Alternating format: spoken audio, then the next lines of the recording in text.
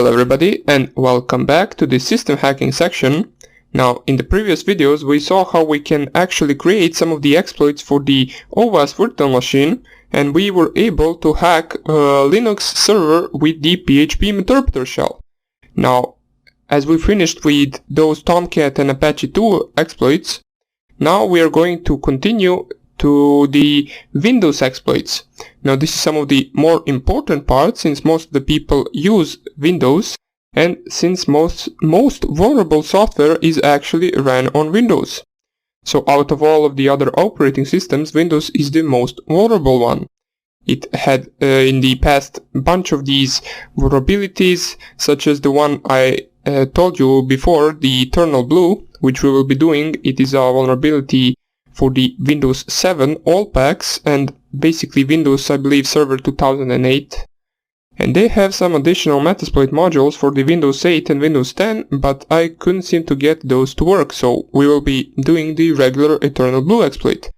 But before we actually continue with exploiting Windows with Metasploit, let us just install a program that we will need now in this section, and it will also need once we start actually coding our own programs in Python. The program is called Wine.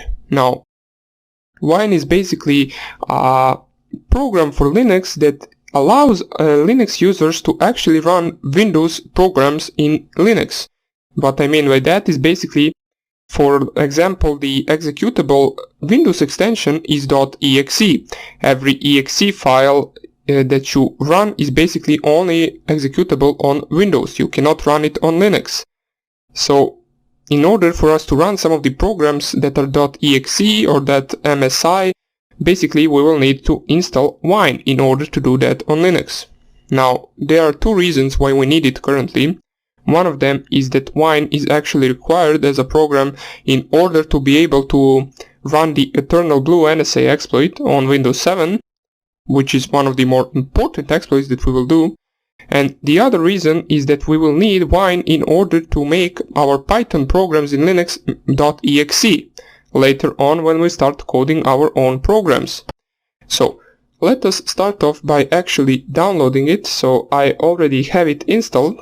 I will show you how to perform that, and we will also install our first Windows program and use it in our Wine program. We will install Python for Windows and use it as a Wine installer, so you will see what I mean soon enough. Let me just enlarge this so you can see a little bit better what I'm doing. So if you just type here Wine in Kali Linux, wine -- help, you should get prompted with this, since I believe Wine is already pre-installed in Kali Linux, but if you ran a 64-bit version of Kali Linux, I believe that you will need to upgrade and add some architecture for the 32-bit. So we also want to install Wine 32-bit. Now I already installed it, and I will show you what is the command in order to perform the installation. So just type in your terminal dpkg, then -- add architecture, and basically what you want is i386 for the 32-bit version. Now this is just one of the three commands that we want to run in order to install, so let us actually run all three at the same time.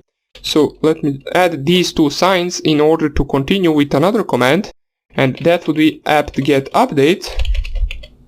And the third command which we want to do is apt-get install Wine 32. So as we can see, first of all we are adding the architecture for i386, and then we are updating our repositories, and after that we are actually installing the Wine 32-bit.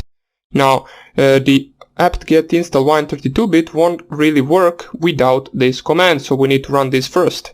Now since I already ran this before, I will not be running it at the moment since I already have Wine installed. And what you want to do, basically this process, I believe, especially if you didn't update your Kali Linux repositories for longer, will take around 20 to 30 minutes. If you did update your repositories, however, it shouldn't take too long, so you will be good to go. So after you run that, what you want to do is basically let us go to the Python website and actually download the MSA installer for Python 2. So I already did all of that, but I will show you how you can do it, since it is important for future videos. Especially now Python we do not need for the exploit module that we will use in the next videos, but we will need it in our coding section. So start new session, we want to start new one, and what we want to go, just go to your web page and just type here https, then we want to go to the www.python.org, and basically what you want to go is to this link right here, so /downloads/release and then Python-2714, which is the Python 2. Now the reason why we are not using Python 3 is because most of the older programs and older modules and libraries in Python are still supported as Python 2. And for me personally, Python 2 is basically a little easier, since it doesn't include some brackets and all of that, which I always forget to include in Python 3.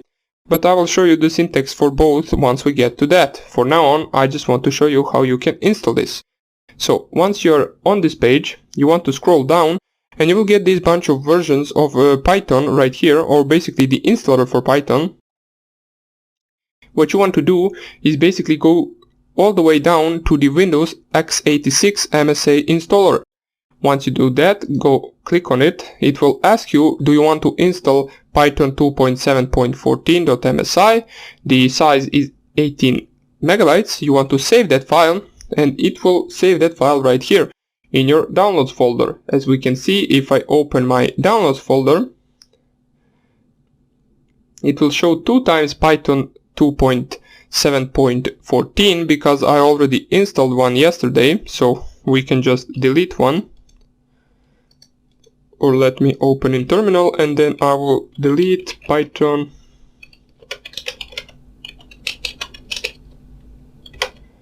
It doesn't matter, one of them has to go, or basically it doesn't, so I just want to delete it so I don't have the duplicate. And what you want to do after that is basically you can just, let me just close this, we do not need this browser opened anymore. What you want to do is change your directory to downloads, and if you click here ls, you will see your Python file right here, and the next thing you want to do is wine, and then msi exec I believe, and then /i, and then Python. I believe the syntax looks something like this, we will check it right now. It should work, and after that it should start loading your Wine program. Now, since I already did install it, what you want to do is basically just click on next everywhere, and basically you want to install it in the C drive. It will create a virtual C drive for your Kali Linux machine, and once you've finished the installation, just click on finish. I will go on X right here since I already have it. Are you sure you want to cancel the installation? Yes. And then finish. So everything has finished. Now once you finish the installation, what you want to do is basically navigate to your C drive. Now C drive is something you find in Windows, not in Linux, but for Wine created a virtual C drive with basically Windows modules, libraries and all of that allow us to run Windows executables. So in order to go there, you need to go to the root.